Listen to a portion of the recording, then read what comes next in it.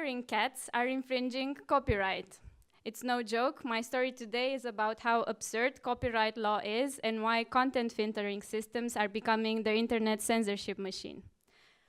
A cat called Phantom was purring softly in a 1-hour-long video on YouTube. However, the content was flagged as content infringing.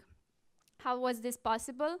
YouTube has a database of files submitted by content owners and a content filtering system which scans everything that we upload online in order to see if there's any match with their database.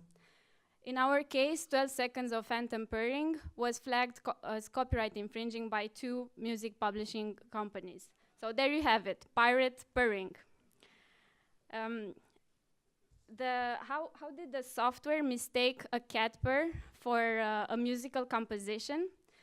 Well, content filtering systems are automated bots which detect and report all alleged copyright infringements. So everything is processed automatically, which leads to many erroneous or mistaken copyright claims. And this is not the only example. When it released Galaxy Note 7, Samsung phones were banned out of airplanes because they could burst into flames. YouTubers made fun of this in a video game which allowed users to throw Samsung phones as grenades. Of course, Samsung didn't like this and used copyright claims to bring down the mocking videos. Too often, freedom of speech is brought down due to copyright excuses.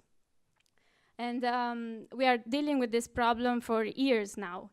Maybe you remember ApTI, that secretly negotiated trade agreement that wanted to put everybody in jail for piracy. Well, fortunately, ApTI caused massive street protests, and the European Parliament rejected it. But it was said ApTI is going to bring a culture of surveillance and suspicion. Well, guess what? ApTI is not dead. Just like Aku, the evil character from Samurai Jack, it shape-shifted into something digital rights groups called the censorship machine. In Europe, a new copyright reform is being discussed. It's not exactly the outrageous ApTI, but similar ideas work under a more complicated legal disguise, filtering algorithms. The proposal forces online platforms to scan everything that we upload online in order to see if there's any infringing copyright material. Just like ApTI, this means you are transformed automatically into a criminal, and you have internet intermediaries like YouTube and Facebook scanning all your content, all your cat pictures, and filtering algorithm deciding whether that content is legal or not. Again, the interests of rights holders are put ahead of fundamental rights and freedom of speech. And private companies acting in the service of rights holders are simultaneously the digital police, the judge, jury, and executioner. We depend on digital platforms for all aspects of our lives, including the civic and political.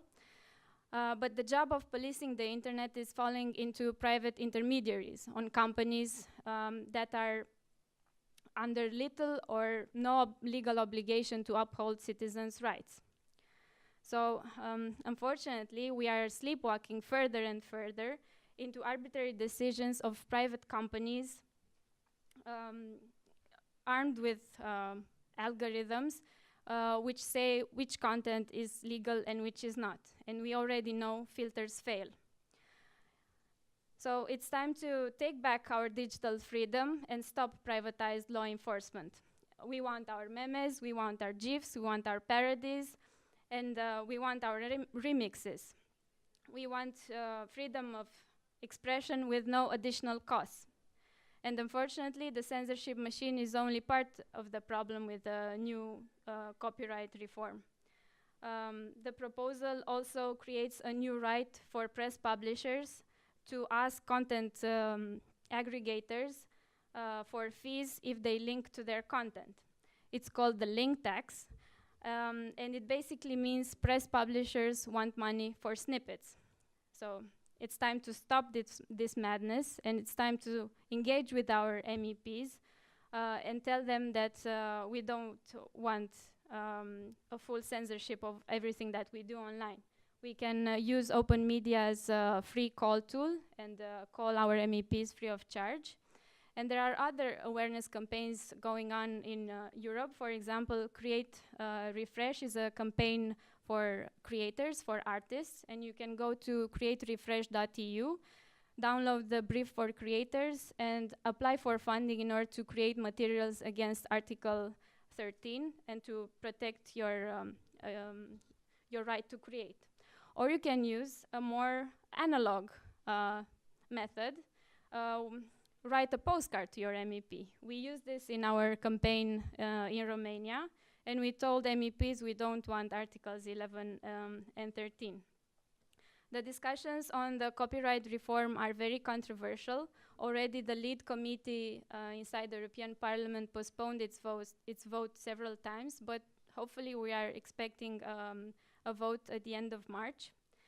And currently member states are drafting their national position. So it's a good time to engage and tell the governments we want to fix copyright. It's tell them that we want back our digital freedom and we want to stop privatized law enforcement. It's time to ask governments to stop forcing internet intermediaries to carry out surveillance, policing, and sanctioning measures on us. So I'll be around if you want postcards or stickers. Thank you, Valentina.